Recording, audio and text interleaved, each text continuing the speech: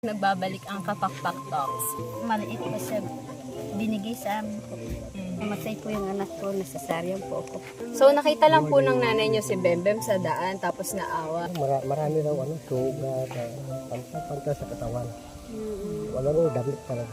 Ayan, parang binigay din talaga ni Lord kay Ate Jennifer si Bembem. Tagayan! Yung itsura ng paa ni Ate Jennifer, ayan. So binubulong. Yan. Maliit pa siya binigay sa amin po. Sabi po daw sa kanya, Na? hindi ka pala tunay na anak. Yun po inaano niya sa Binubuli ka. Alam mo ba, Bembem, ako din, ampon din ako. Nako. Hindi ko yan tunay na nanay at tatay, ampon ako niyan. Ay, ang nanay, naiyak na din. Pakita mo, tay. Hindi mo Naiyak na nanay. Wala po akong anak. What's up, guys? Welcome back to Kakonsis channel. So, for today's vlog, nagbabalik ang Kapakpak Talks. So, ayan, kasama po natin ang foster parent ni Bembem. Tama po, Bembem. Si nanay? Jennifer po. Si nanay Jennifer, tsaka si Kasi tatay. Sige. Si tatay Jomar. Jomar po. Si nanay Jennifer and si tatay Jomar. Wow naman! Tay, baka gusto mo sumama dito, tay. So, sila po foster parent ni Bembem, yung bunsong anak ni tatay Ronnie. Ronnie po ba Romy?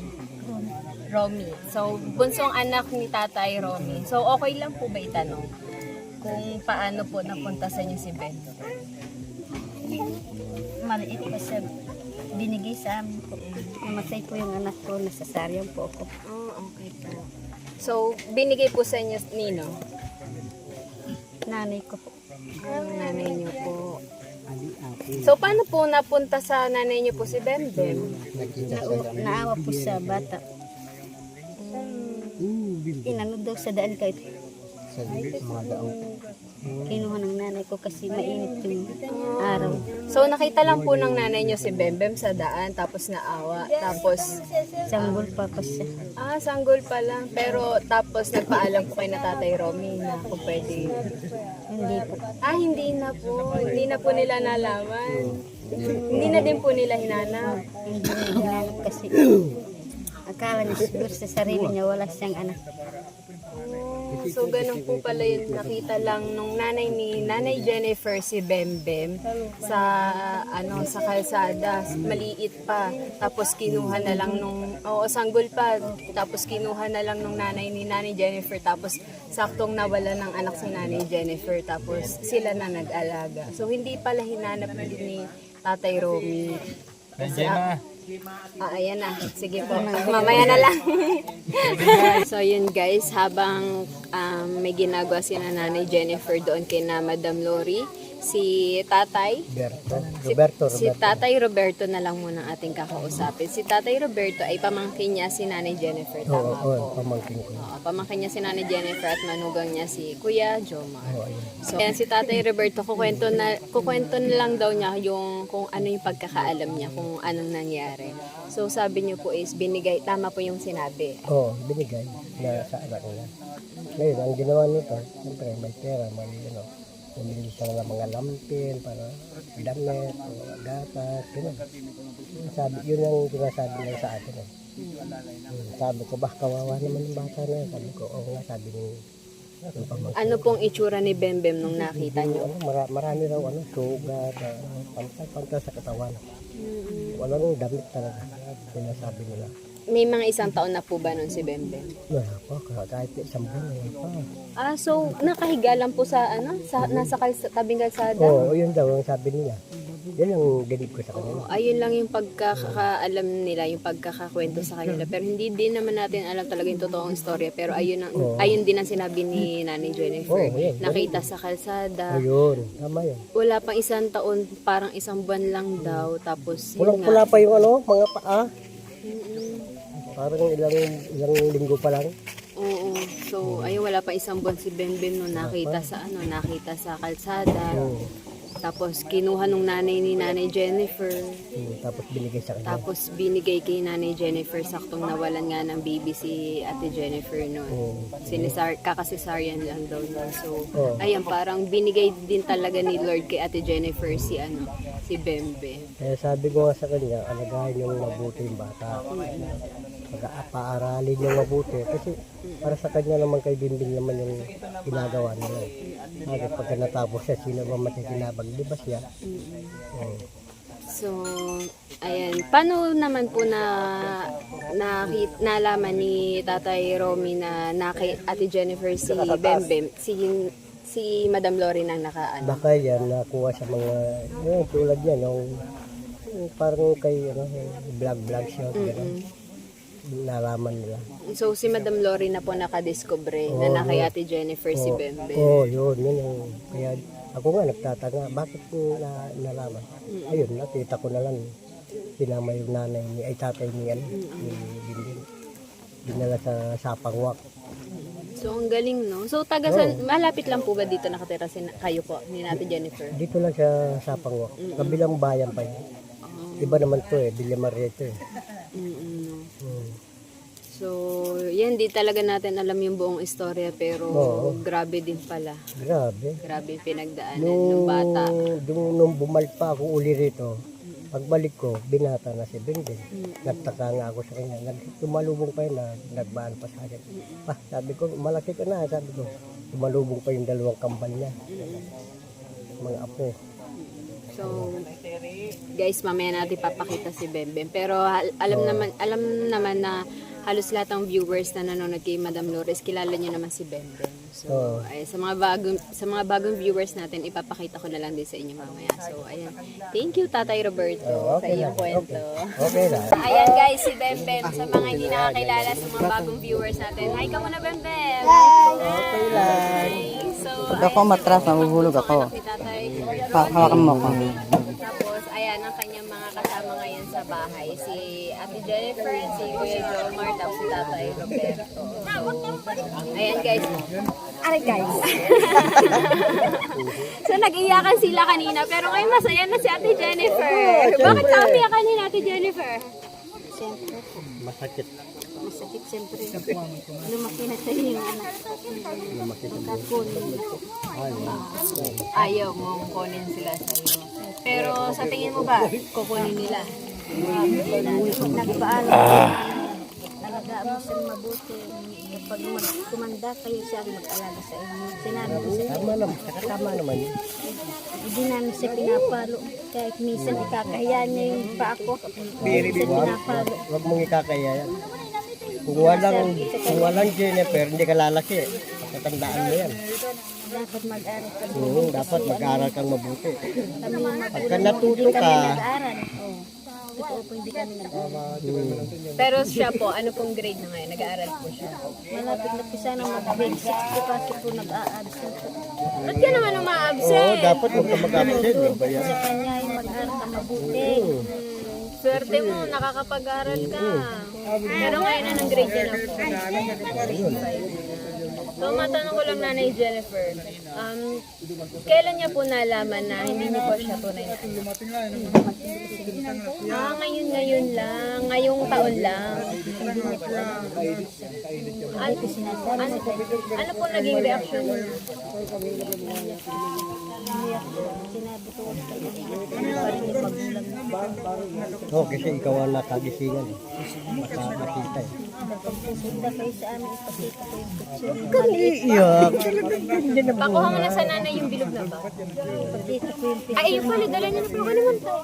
Wait lang guys, ano tayo, Mike?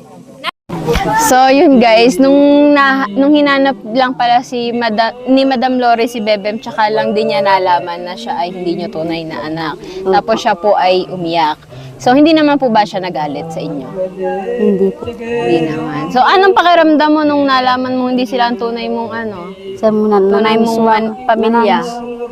Saan mo nanangis ka? Umiyak ka mo. Umiyak ka? Bakit ka umiyak? Saan mo indap ko nung anak lako. Mahiyain siya guys. Nung pagkapatay natin ng video, sabi niya, te, bigyan mo kami ng panggas ha. Sabi ko, ano bang sasakyan nyo? Naka-tricycle pala sila. So, bibigyan natin sila ng panggas sa tricycle. Alright, so mag-aaral ka. Maswerte ka. Para sa kanya naman eh. Yung tatlong kapatid niya, siya na po yung kinagisnan niya. Alam mo, Beb, ang pag-aaral, hindi kayang nakawin ng sinuman. Opo, totoo po yan. Totoo yan. Tama. Huwag kang tamarin. Bakit ka ba tinatamad pumasok pag walang baon? Hindi po. Kapag sinasabi po daw sa kanya, Na? hindi ka pala tunay na anak. Yun po inaano niya sa Binubuli ka. At saka may kapansanan. Sumbong mo sa yung tricycle. nanay mo. Ay, sa tricycle. Bakit nagsusumbong sa tricycle? May konting ano pa. May konting kwan. Sumbong, inakalatry. Isasumbong mo sa teacher mo kapag dito ka marap sa akin, nahihiya eh. Mayahin. Susumbong mo sa teacher mo kapag... Wawali tayo dun eh. Isumbong mo sa teacher mo kapag inaaway ka ng mga klase mo para pagalitan sila ng teacher mo. Para isa kayo sa tricycle. Kasi naman kung ayaw mo nun, kung hindi ka nila tunay na anak, at least dalawa yung tatay mo, dalawa yung nanay mo. Alam mo ba, Bembem, ako din, ampun din ako.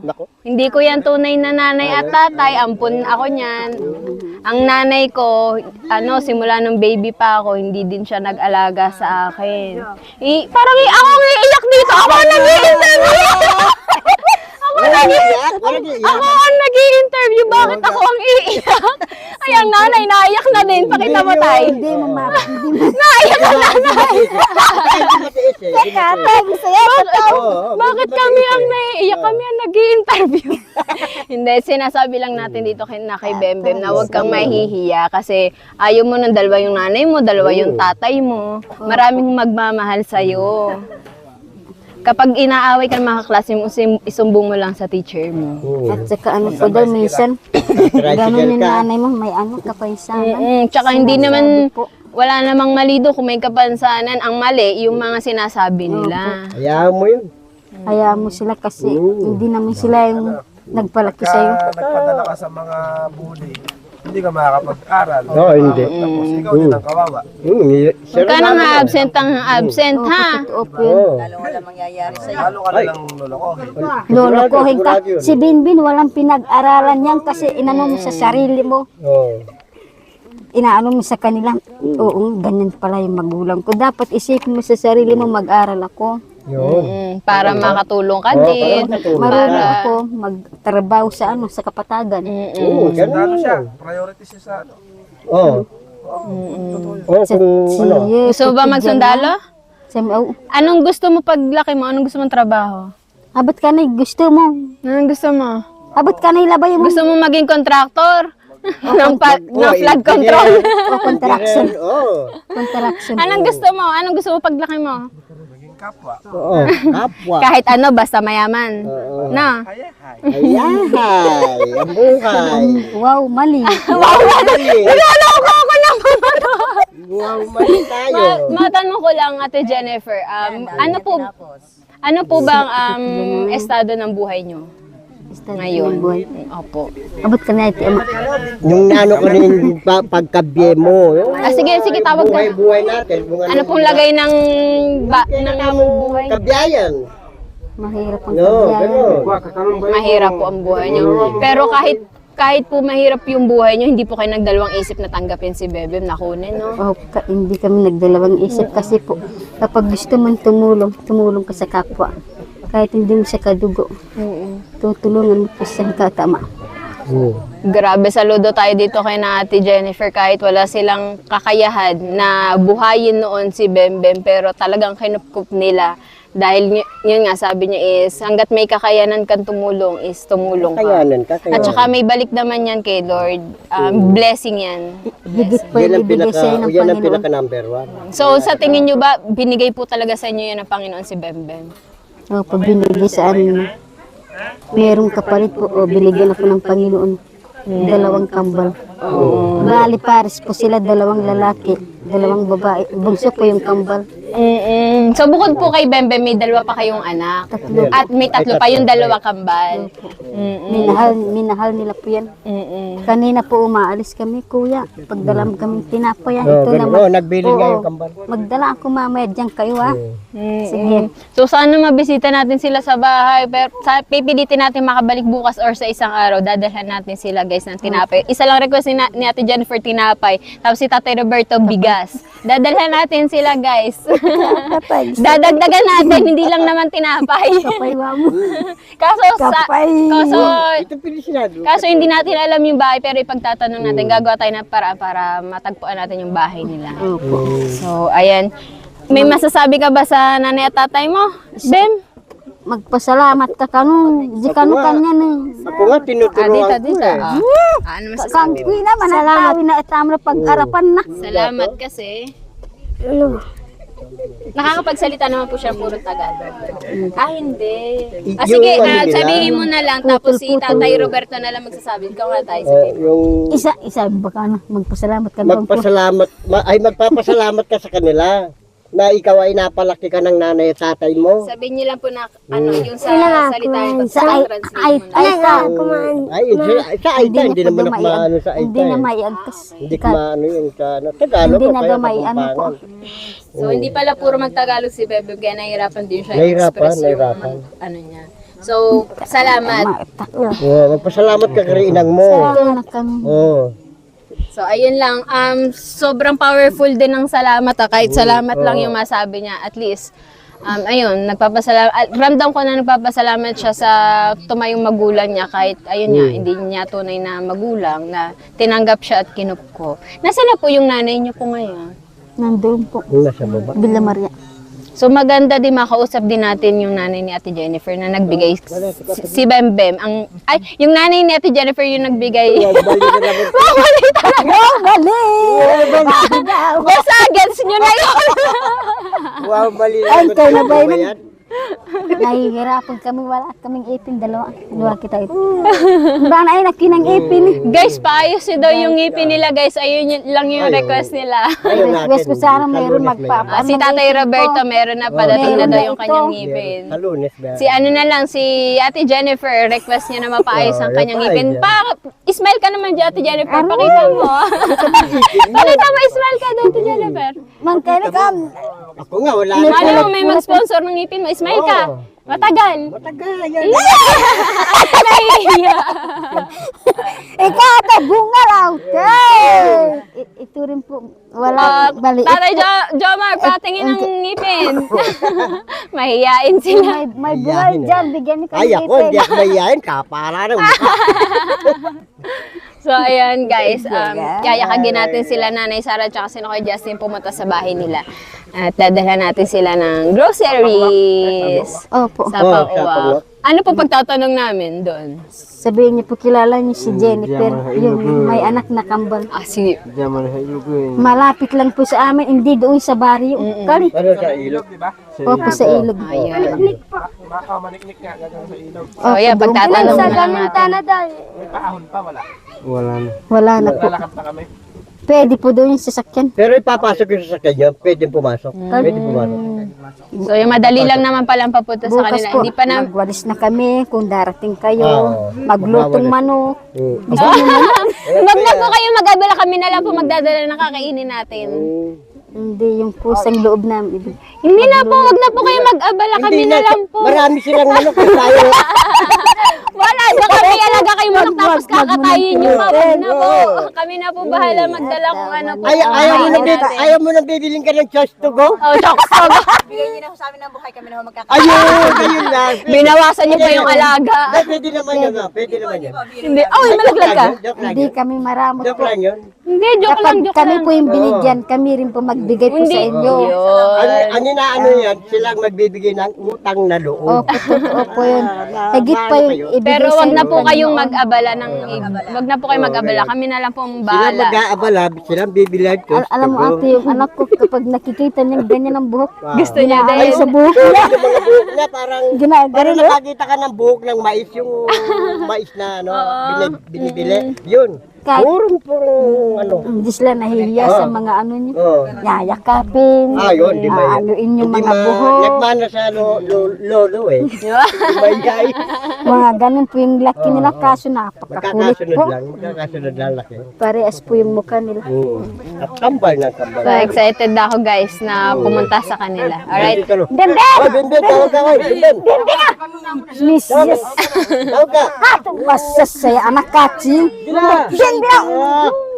Baka sabihin ng iba, Nahihiya si Bembe. Bago ka mahiya pagka uwi na. hindi baka sabihin ng ibang tao, hindi na pinalaki mabuti.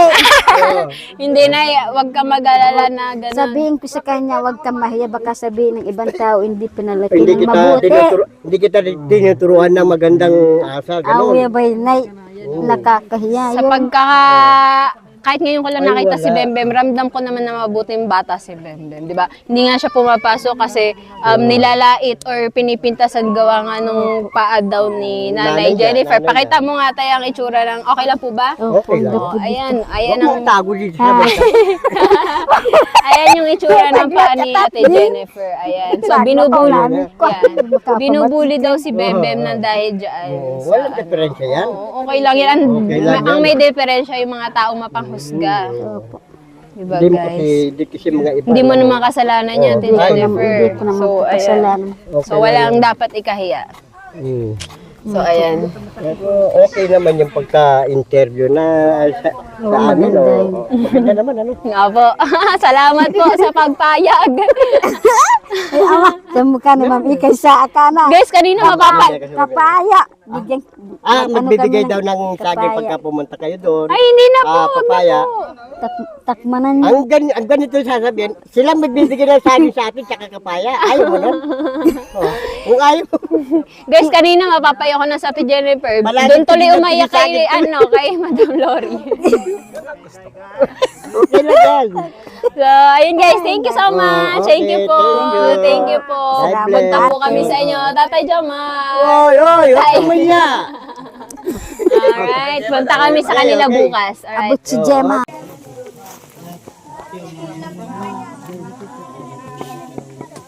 Hindi tayo makapag-video doon kasi nagbibideo si Madam Lori. Pero nakakatuwa. Kumakanta sila ng worship song.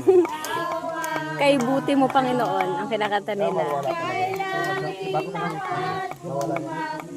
Kinakanta din namin yan pag nag-church kami. Nakakatuwa naman. Ano naman po sila, no? Christian sila.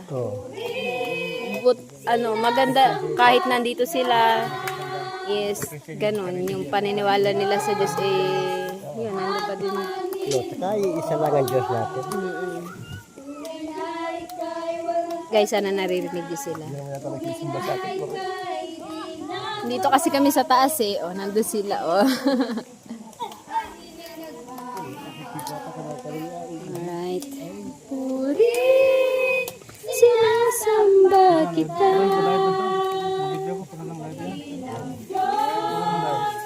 At Panginoon, tunay na ika'y walang katulad, tunay na ika'y di nagbabago, mabuti ang Diyos, sa akin ay nagmamahal. Gagalgal na rin yung tape.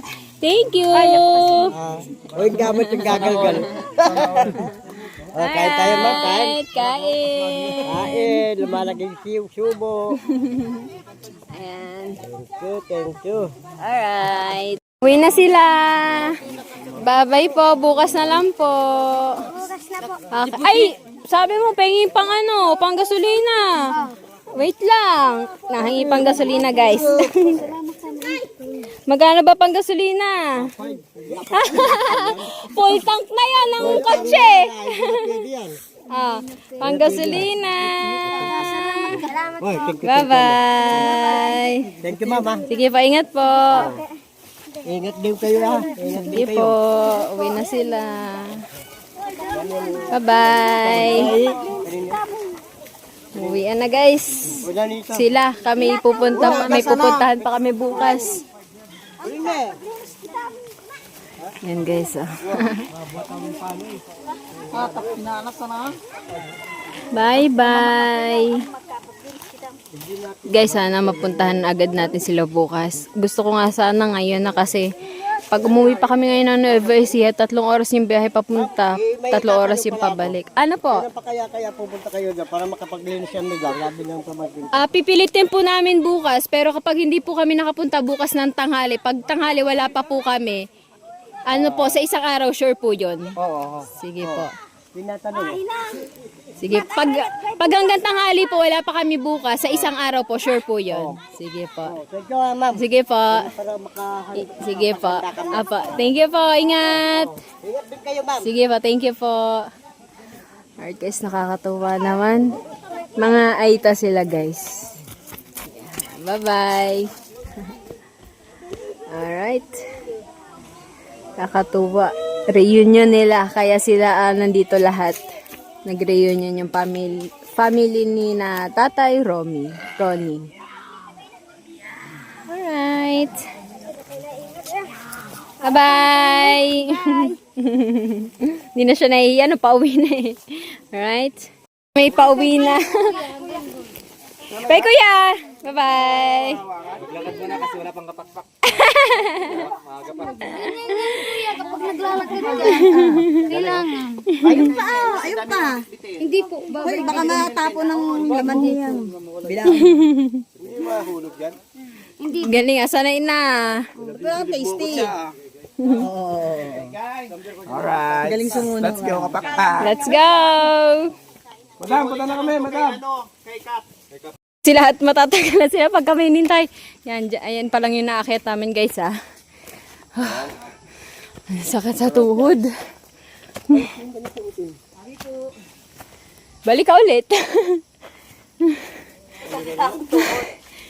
Ang sakit na ng tuhod ko agad. Guys, mahina ang tuhod natin eh. So, guys, ano pala? Tawag dito? Wait lang. So, yun guys, explain ko lang. Kanina napanood niya, pinangakuan natin sina Ate Jennifer, tsaka si Tatay Roberto, tsaka si Bembem. Hinihingal ako. Pinangakuan natin siya na babalikan natin siya bukas or sa isang araw. Pupunta natin siya sa kanilang bahay. Kaso, nagsabi kami kay Madam Lori, kaso saka na lang daw kasi may ayuda din na ipapabigay si Madam Lori sa kanila. Tama? Yes. Yes. Meron pa. So, yan. Kahit gustuhin ko mang puntahan bukas, pero saka na lang daw. Next time na lang daw kami magbigay. Sabi ni Madam Lori. And, yun nga, nakakahiya kasi napangakuha natin. Pero, sinabi naman natin kay, kanina yan? Ate Flor. Kay Ate Flor, na daanan na lang sina Ate Jennifer na baka next week na lang namin sila balikan. So, ayun. At ako hingal lang. Yung bibilisan natin sa ahonan. Yes. Dahan-dahan lang. Alright. Diba, tinuturoan pa tayo na mas matanda sa atin. Wow, ang ganda ng puno. Harap ko doon. Oh, diba? Ang ganda ng puno. Oh. Sarap sana magpabalik-balik dito kaso ang hirap ng daan. Matarik. Madali pa to. Mga pinupunta namin doon sa Budeg. Naku. Hindi pala tayo pwede doon sa Budeg. Hindi sa Budeg. Pwede naman. Kaya lang yung sa mga part doon na iba. Parang hindi ganito kanina to nung tinahanan natin. Ganyan na. Ang ganito na. Yeah. Baka magdiretso tayo sa bangin eh. So, ayun. So, sana nakakahiya sa kanila pero sana matupad natin yung ipinangako natin kay na Bembem. So, buti na lang nabigyan ko siya kahit at least 500 kanina, no? Hindi naman siguro lahat yun ipanggagas na 500. Wow, dilim agad. 3:00 pa lang. Alright, so ayan. Diretso edit na to at upload dahil kami naghahabol ng views. Ni Kakonsi. So, abangan nyo guys sa mga susunod na vlog namin. Sana more vlog like this dahil ang sarap tumulong sa iba. Kahit hindi natuloy yung plano natin. Pero, malay mo, mas may makita pa tayo na iba pa. Alright, at sure naman ako na bibigyan talaga ng ayuda ni na Madam Lori. Sina Bembe. Alright. So, ayan. Yung matanda may tungkod na.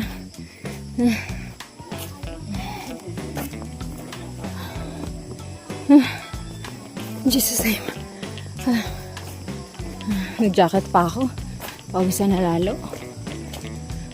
Alright, maya na lang ulit. Tignan nyo yung saging, oh. Ang liliit. Senyorita ba yun? Or lalaki pa talaga siya. Tapos, ayun yung puso ng saging sa pinakababa. Alright.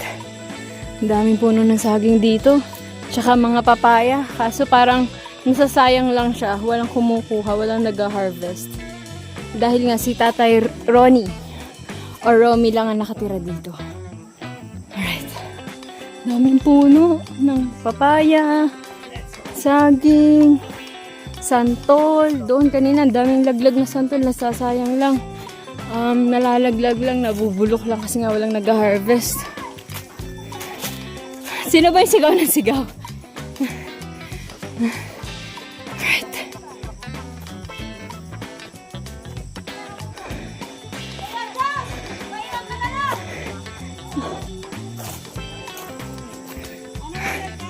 Kaya! Pawis na. Grabe guys, malamig na yung ipinapawis ko. Hingal na ako. Wala pa tayo sa kalahati. Hindi kasi tayo sanay maglakad-lakad eh. Ang taas na naman!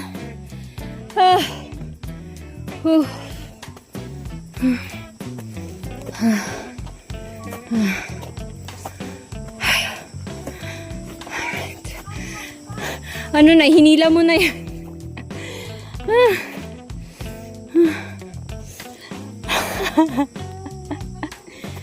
Nasusuka na ako.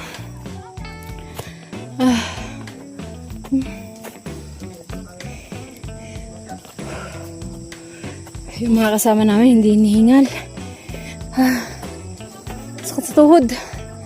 Pahinga mo na. Sakit na tuhod ko.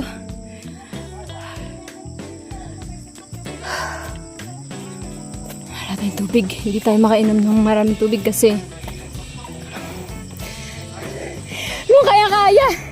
Susuko na nga eh. Guys, dun tayo galing. Yung blue bubong na yun. Wait lang. Ayan, dyan tayo galing.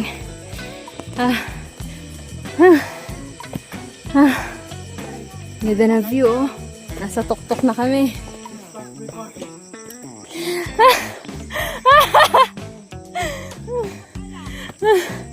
Taig pa tayo ng matatanda sa atin.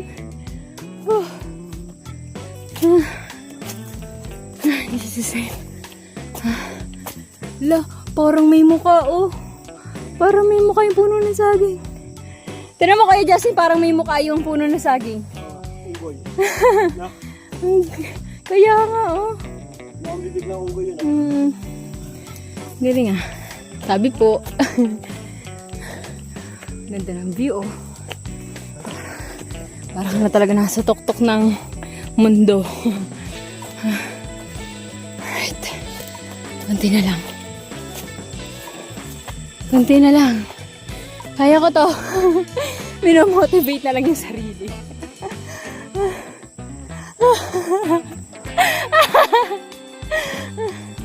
Diyan ka na. Uy, malapit na pala. Akala ko, kalahati pa eh.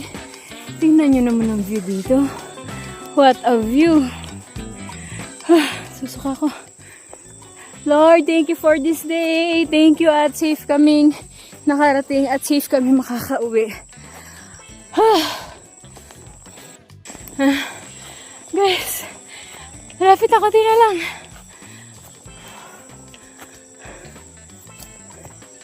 Napakaganda. Thank you, Lord. Thank you. Dito na kami sa tuktok. At ito na mga kasama ko. Ayan na sila. May kunting panakot. Saan ang tatay? Nag-hiking kami na sa Sagada pa. Alright guys. Thank you po. Yan po yung mga bundok ng Bilakatok-tok. Dito na po kami, pauwi na po. Kasama si Bagger. Bagger.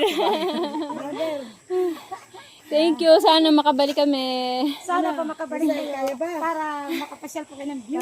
Kinaya naman na kahit hingal na. Iniisip ko baka hindi mo mayakbang pa mo eh. Kaya, hirap ka. Si Justin, dyan siya suko eh. Tingnan yung pawis ko. Yes. Pawis na pawis. Alright guys, kami pauwi na. Alam, may motor. Ayan na, nasa dyan. Ano na yan? At sundin ni Kuya Rod. Yeah, thank you sa mga kasama namin. Alright, let's go. Naglalakad pa din kami. Pero malapit na kami sa kalsada. Siguro 30 minutes kami naglakad. Wala naman siguro. Pero feeling ko ang layo-layo. Ayun, nasa kalsada na kami. And dun pa yung sasakyan namin kasi hindi abot hanggang dito ang sasakyan. Pwede pala sana hanggang dyan yung sasakyan. Alright. Nakaka-enjoy naman. New experience unlocked. Alright. Mga unat lang may ari yun. Sarap maligo nito Yan ang sasakyan namin, L3. Shout out, Conte.